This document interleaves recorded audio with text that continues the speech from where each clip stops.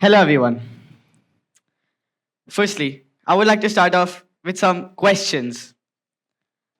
How many of the children here have felt pressured by their own parents? I know this sounds a bit silly, but just bear with me. And now, for the parents. How many of the parents have ever felt that they have pressured their own child? Anyone? This is exactly the issue. More children have felt pressured by their own parents than their parents even know about. This is silent pressure, and this can truly build up in your own child's mental. Hello, everyone. My name is Ayan Bairagi, and I too am a student, just like many of you. Actually, most of you. I have been through many of the same things that you all have. Today, I would like to talk about how parental pressure isn't just about exams, but rather about expectations. In reality, the parents push simply because they want their child to secure the right career, to secure a good future. They push out of love so that the children can grow more and more and achieve a better career for them. But for the children, this can truly not be a good thing. Since the children are truly losing the one thing that they truly, like or they have along with them throughout their years freedom. Freedom to do many of the things.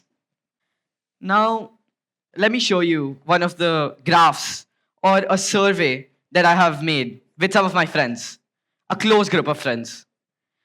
This shows a survey about parental pressure that I've conducted among some of my friends. And the results are truly shocking. Around 80% have said that they have felt pressured by their own parents. And this is not a small number, since this is about 4 out of 5 of my friends. And keep in mind, this is just my own close circle. Imagine if this was for everyone. Now, let me change the tone up a bit. Let me tell you about a personal story of mine. When I was younger, I used to go down to play every day. And I used to have a one very special friend. Let's call him Arif. He was 15 years old and he loved to play football. As in, I can't stress it enough. It was his life. But after a few days, eventually, he stopped coming down to play. I kept waiting for him every day, but there was just no sight of him. And later, I found out that back at his home, his parents had told him to quit the one thing that he truly loved: football. Due to what? Due to the reason of, and I quote, football won't secure your future, academics and extra classes will. Arav silently agreed, thinking that it was all temporary. But that moment where he could get back to the one thing that he loved never came. Eventually, Arav started actually getting worse grades. He started becoming sadder. His parents just thought that he was being moody. But Arav truly missed the one thing that made him Arav: football. Later, his parents just said that I thought that he was being moody. But again, he missed the one thing that truly he loved.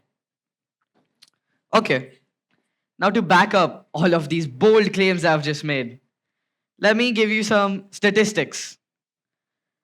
UNICEF, or the United Nations, have declared or actually stated that about two-thirds of children have felt pressured by their own parents. And this is not a small number. This pressure isn't about exams, again, as I've said, but it's rather about expectations. Expectations of their child to study well, behave properly, talk to the right people, and everything in between. The parents push from love, but the children break under the same pressure.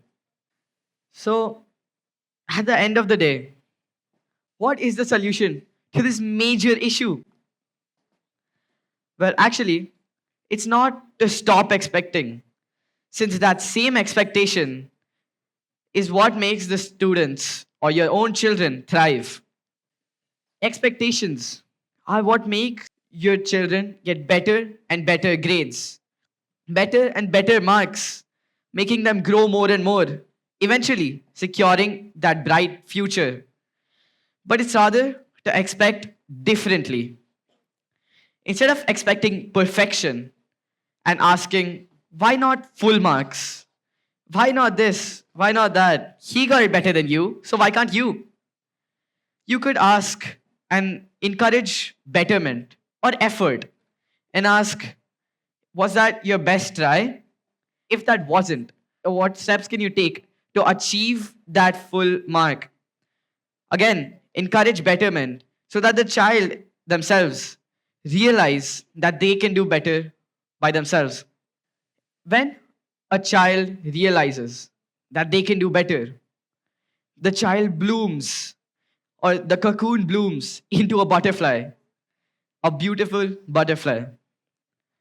But then again, when the pressure comes from outside, that same butterfly may just die. So at the end of the day, parental pressure isn't about bad parents or even ungrateful children, if anyone thought of that. But it's rather about the same love misunderstood. It's just like you're rowing the same boat, facing opposite directions, trying to reach the same end goal. It will never happen unless you do it through teamwork. Because again, teamwork makes the dream work. So, for the main solutions, firstly, from the parent side, the parents, as I've already said, can encourage without perfection. From the child side, which is very important also, since this is a two-way street.